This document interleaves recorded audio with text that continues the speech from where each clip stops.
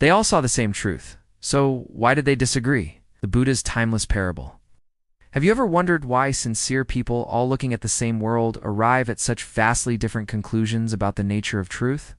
How can there be so many conflicting views when the goal is the same? This very question was once on the mind of a certain bhikkhu, a monk, who approached another with a puzzle. He asked, "Friend, to what extent is a bhikkhu's view purified?"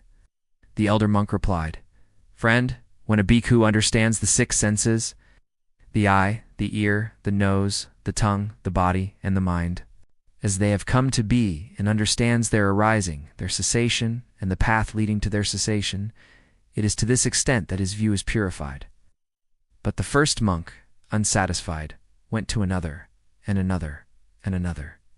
Each elder monk he questioned gave him a different answer. One said, "View is purified by understanding the five aggregates of clinging: form, feeling, perception, mental formations, and consciousness."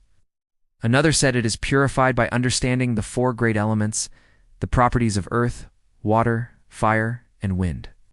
Yet another said it is purified by understanding that whatever is subject to arising is all subject to cessation. Confused by these varied teachings, the monk went to the Blessed One himself and recounted the different answers he had received.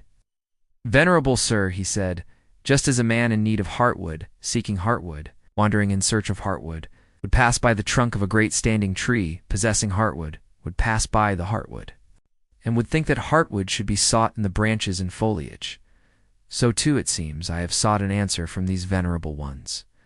How, Lord, is a bhikkhu's view purified?" The Buddha, with serene wisdom, offered this parable. Suppose there was a man who had never seen a Kimsuka tree. He might go to another man who had seen one and ask, "Friend, what is a Kimsuka tree like?" The other might reply, "The Kimsuka tree is blackish, like a charred stump." For at the time he saw it, that is what the tree looked like. But the first man, still seeking, might ask another who had seen the tree. This man might reply, "The Kimsuka tree is reddish, like a piece of meat," for that was the state of the tree when he saw it. A third man, when asked, might say, "The Kimsuka tree has stripped off bark and pods like an acacia tree," for that is how he had seen it. And a fourth might say, "The Kimsuka tree has thick foliage and gives a dappled shade like a banyan tree," for that was his experience of it. Now bhikkhu, the first man, is in doubt and perplexity, thinking, "The Kimsuka tree is blackish, like a charred stump. Number, it is reddish, like a piece of meat. No, it is like an acacia. No, it is like a banyan." He is confused.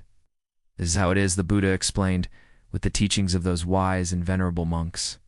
Each one, based on their own direct and purified experience, gave you a true and valid answer for how their view was purified.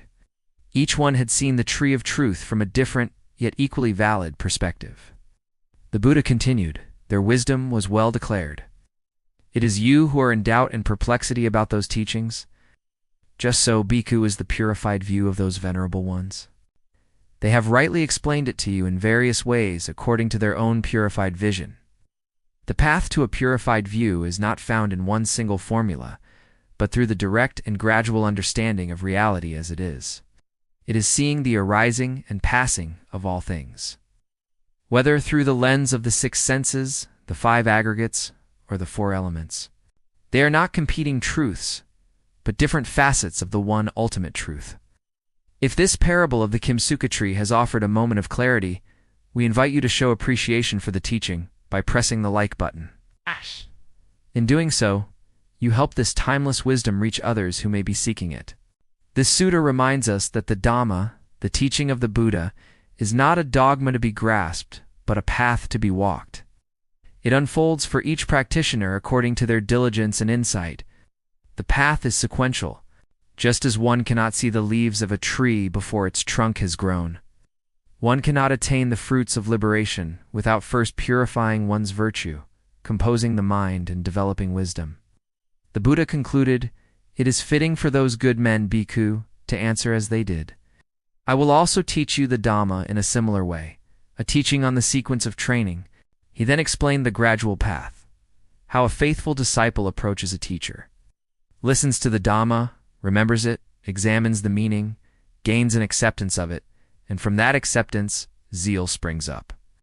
With zeal, one applies oneself, and having applied oneself, one realizes with the body the ultimate truth, and having penetrated it with wisdom, sees it.